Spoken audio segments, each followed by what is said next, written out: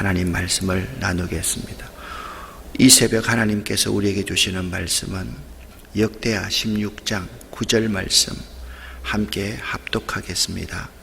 여호와의 눈은 온 땅을 두루 감찰하사 전심으로 자기에게 향하는 자들을 위하여 능력을 베푸시나니 이 일은 왕이 망령 때에 행하였은즉 이후부터는 왕에게 전쟁이 있으리이다. 아멘. 여러분과 제가 남한국 이스라엘의 왕들을 함께 생각해 보고 있습니다. 역대기서는 관점 이 자체가 매우 긍정적인 관점을 가지고 있습니다. 성전 중심의 역사를 쭉 이루어 나가고 있기 때문에 다윗이 부정한 일을 행했던 것이라든지 왕들의 부정적인 이미지는 역대기에서 주로 많이 생략을 하고 있습니다. 여러분과 제가 이제 역대기를 읽는데 첫 번째 왕이 르호보암, 두 번째는 당신이 내 아비얌, 세 번째가 아사라고 했습니다. 그 다음에 여호사밧이라 그랬습니다. 여호사밧은 이제 내일부터 이제 하게 될 것이에요. 여러분 보시면 솔로몬의 아들이 르호보암이고 르호보암의 아들이 아비얌이고 아비암의 아들이 아사이고 그 다음에 여호사밧 왕.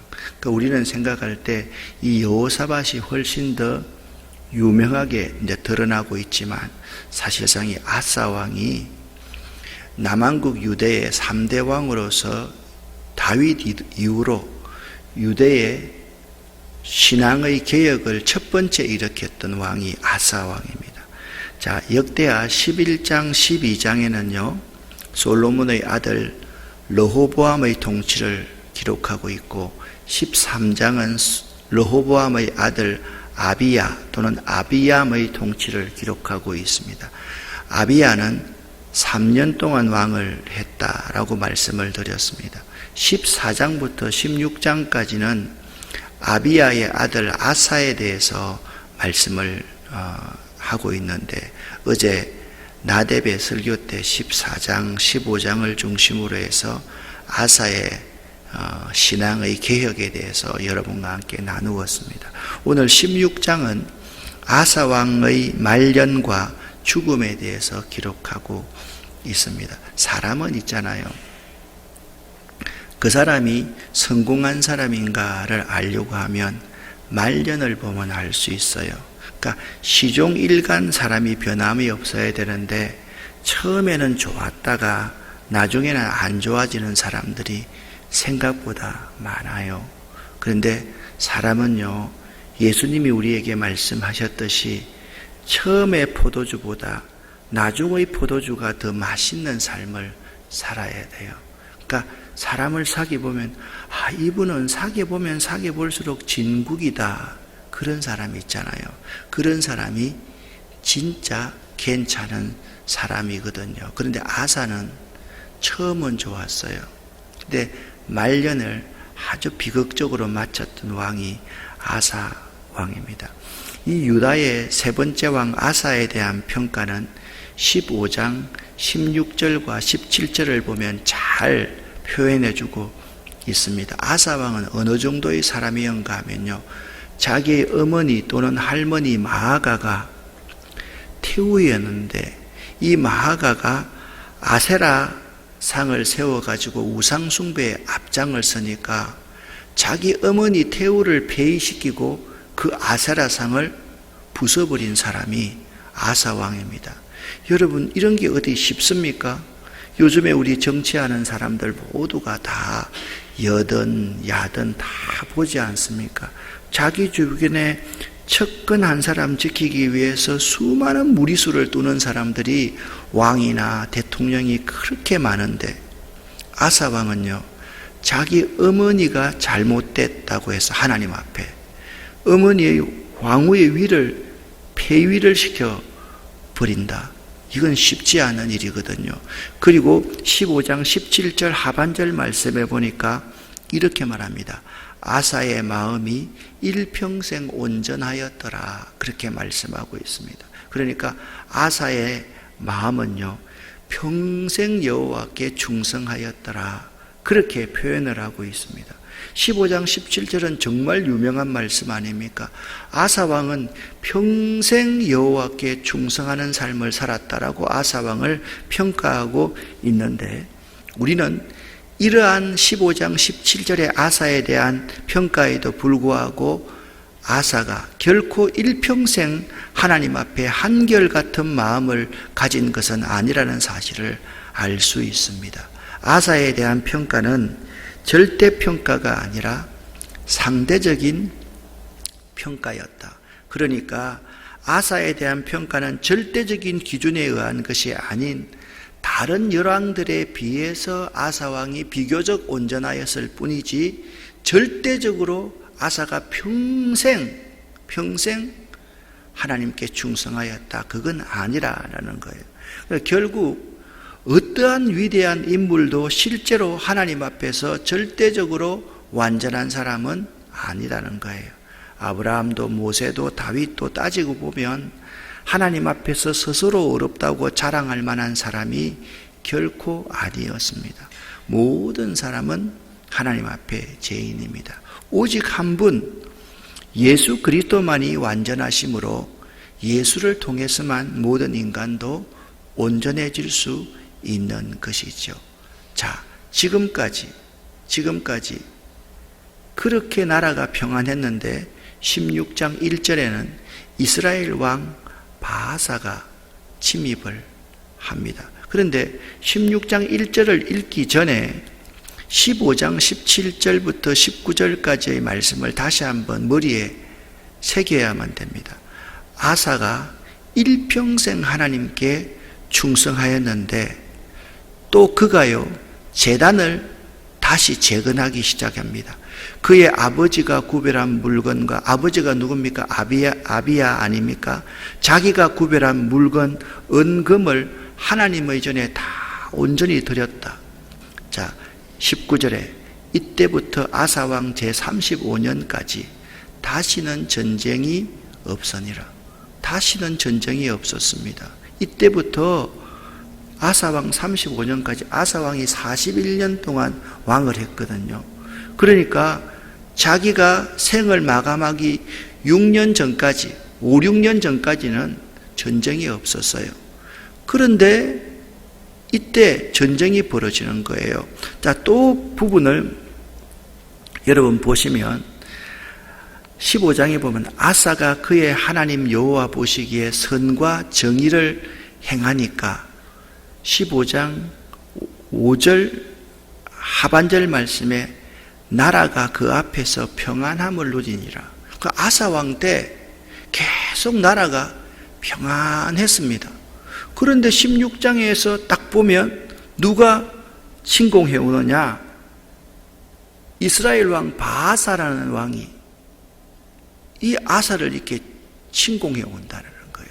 여러분, 이 바하사를 잘 봐야 됩니다. 여기 보면 이 여로보암의 색깔과 바꿔놨죠. 이 똑같은 색깔은 한 왕조라는 거예요.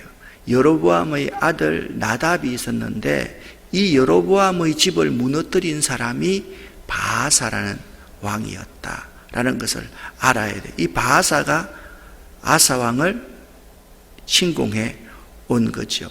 이스라엘 역사에 지금 아사 왕 시대까지 초기에 북왕국 이스라엘과 우리나라 같으면 남쪽 나라와 북쪽 김정은 정권과 이렇게 생각하면 됩니다.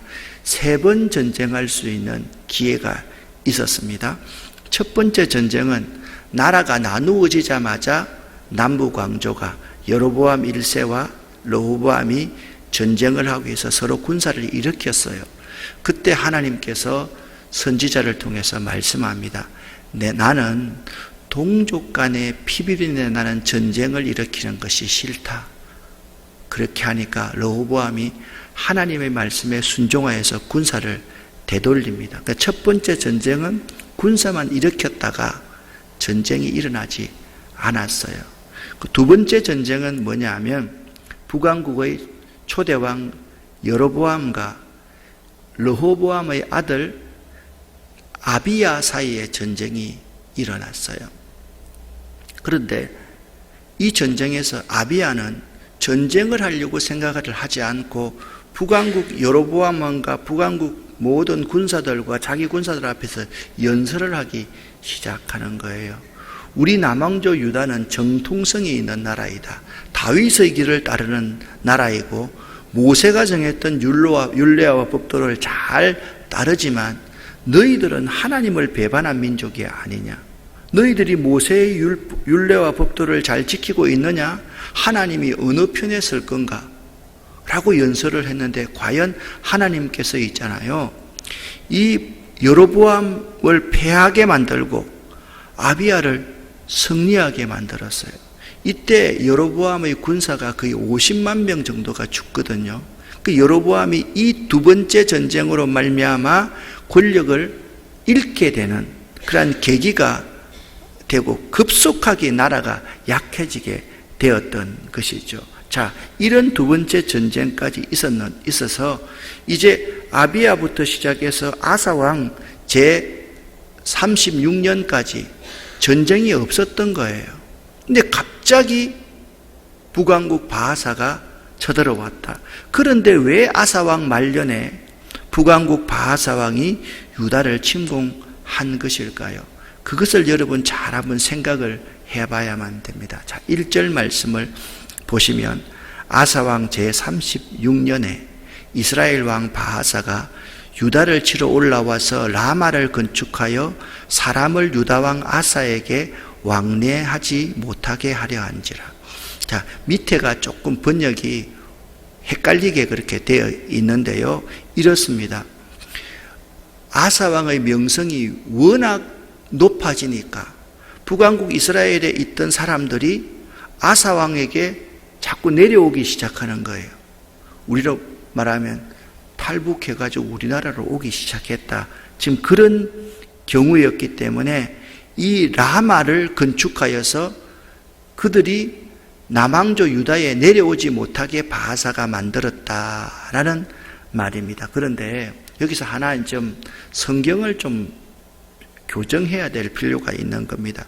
아사왕 제36년에 이 말을 이제 하고 있는데 열왕기상 16장 8절부터 10절에 따르면 이 북왕국의 바하사 왕은 아사 통치 26년에 그의 후계자 엘다에 의해서 살해됩니다.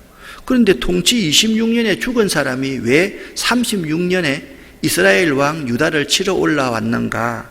이것은 사실 36년이 아니라 26년이 되어야만 하거든요. 그런데 이게 36년이냐 26년이 중요한 것이 아니라 아사 왕의 말년에 이런 일이 일어났다는 것을 강조하기 위해서 36년이라고 그렇게 기록해요. 실제로는 아사 왕 제26년에 이스라엘 왕 바하사가 유다를 치러 올라왔다라고 말하는 것이 더 옳다. 성경은 이런 표현들이 있어요. 10년 정도의 부분은 아사 왕이 처음에는 잘하다가 나중에 하나님을 배반했다. 그것을 강조하기 위한 표현이다라고 여러분 보시면 됩니다. 여기서 이제 라마를 건축하였다 한지라라고 말씀하고 있는데 이 북왕국과 남왕국이 나누어질 때 남왕국 유다는 두 지파로 이루어졌다 그랬잖아요. 그 유다 지파와 베냐민 지파 두 지파로 이루어진 나라가 남왕국 유다이거든요. 그런데 라마는 원래 베냐민 지파의 땅이었습니다. 그러니까 라마라는 곳은 어떤 위치인가 하면 우리나라로 하면 남북 서로 연결할 수 있는 김포나 파주 정도 되는 도시, 북한으로 보면 개성 정도 되는 도시라고 생각을 하시면 돼요. 그래서 이 서로 간에 경계선이 있는데 그 경계선을 넘을 수 있는 접경지대의 도시가 라마라고 생각하면 돼요. 그러니까 요충지고 교차로가 있는 곳이 라마라는 곳입니다. 말씀드렸듯이 북왕국의 바하사 왕은 북왕국의 백성들이 남왕국 유다로 넘어가지 못하기 위해서 거기다가 차단벽을 설치해 두었고 이로써 가장 가까운 곳에 군사기지를 설치를 하면 유다를 정복하기 위한 쉬운 교두보를 마련한다는 의미가 있는 거지요. 이 라마를 북왕국 이스라엘이 차지했다는 것은 남왕국 유다에는 큰 위기였습니다. 그러니까 남왕국 유다의 턱 밑에 미사일 기지를 설치한 것과 마찬가지의 경우다라고 생각하면 됩니다. 왜 평화롭던 아사의 왕국에 북왕국 이스라엘이 전쟁을 했던 것입니까? 2절부터 6절까지의 말씀을 보면 아사가 아람 왕 베나닷과 어리석은 조공을 맺습니다.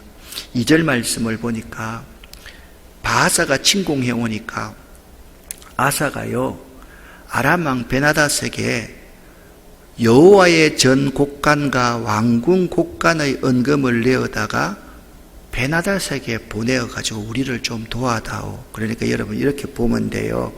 여기가 북왕국 이스라엘이 있으면 위쪽이 아람 왕 베나닷이 있거든요. 그러면 생각을 해보세요. 이쪽에서 치면 밑에서 라마를 빼앗을 수 있잖아요. 라마를 빼앗기 위해서 외세를 끌어들인 거예요. 그런데 끌어들이기 위해서 돈을 어디서 충당했는가 하면 여호와의 전 곡간과 왕궁 곡간에 은금을 내어다가 여호와의 전의 곡간을 아람 왕 베나닷에게 주면 돼요, 안 돼요? 안 되죠. 하나님의 것인데요. 그렇게 준 거예요.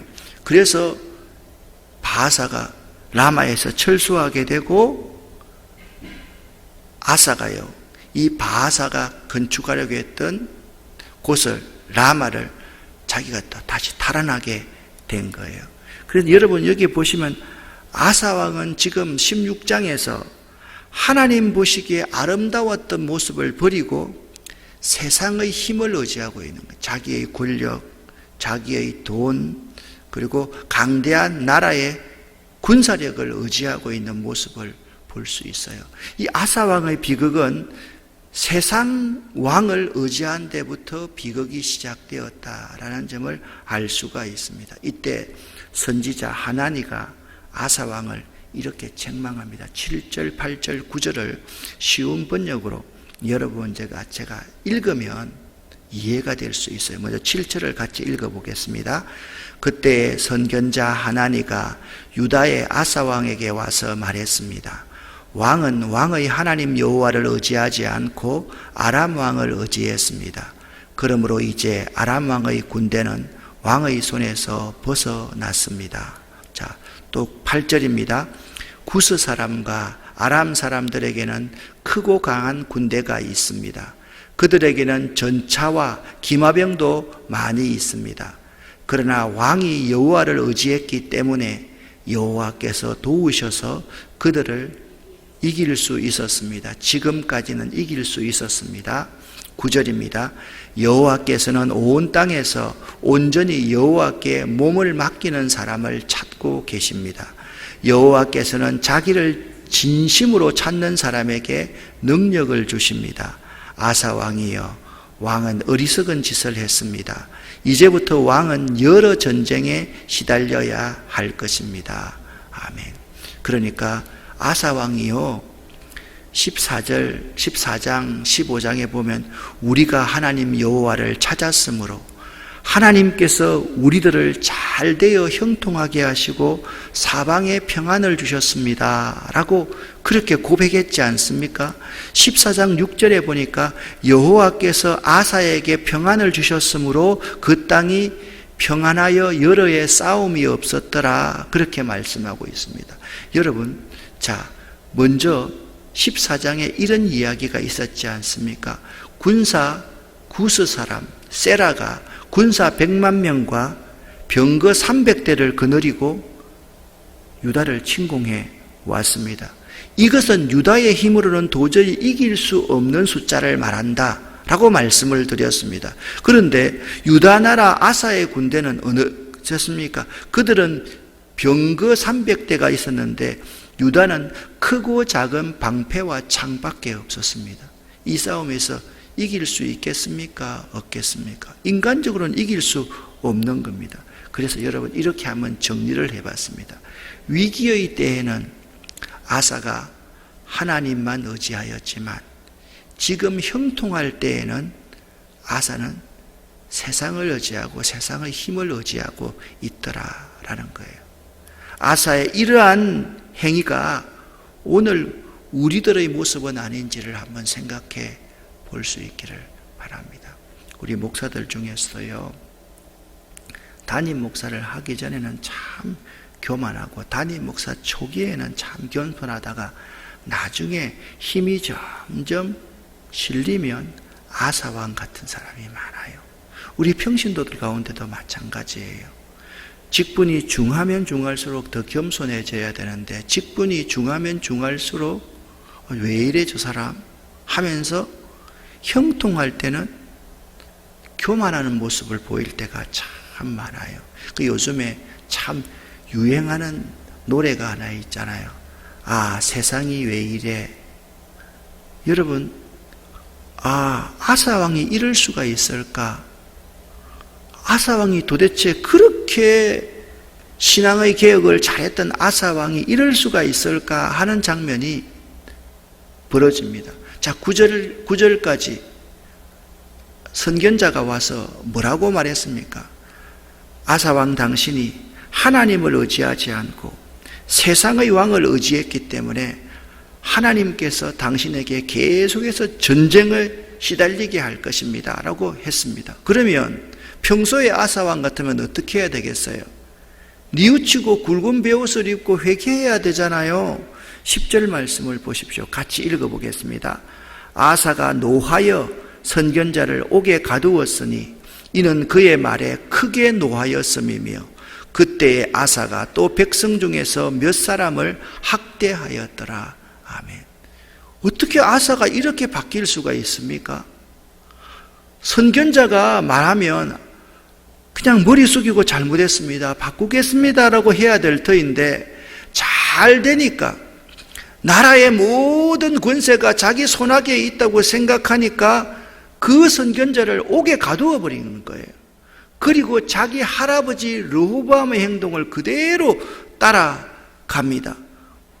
그리고 아사가 일부의 백성들을 무자비하게 탄압하기 시작했다라고 말씀하고 있는 거예요. 여러분, 여기서 한번 이전의 아사와 지금의 아사를 한번 비교해 보겠습니다. 아사의 마음이 일평생 온전하였더라. 15장 17절 말씀과 지금 16장 10절에 아사가 노하여서 선견자를 옥에 가두고 그리고 백성들을 학대하기 시작했더라. 이게 다른 사람 이야기가 아니라고요.